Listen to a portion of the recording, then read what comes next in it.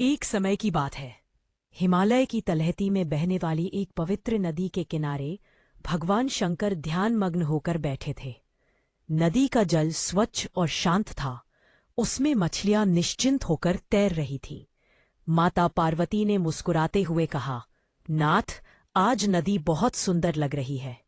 शंकर जी ने करुण दृष्टि से नदी को देखा और बोले, प्रकृति में छिपे जीवन का संतुलन समझना भी साधना है। उस दिन शंकर जी ने साधारण मानव रूप धारण किया और नदी में मछली पकड़ने उतरे।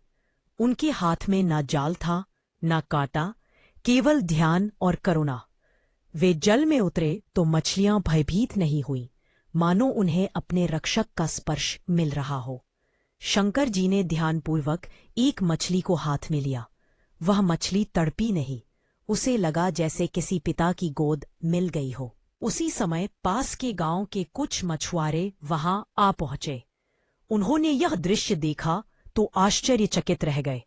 वे बोले, महादेव, आप मछली क्यों पकड़ रहे हैं?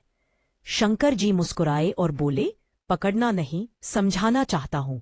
जीवन लेने का अधिकार तभी है जब आवश्यकता हो।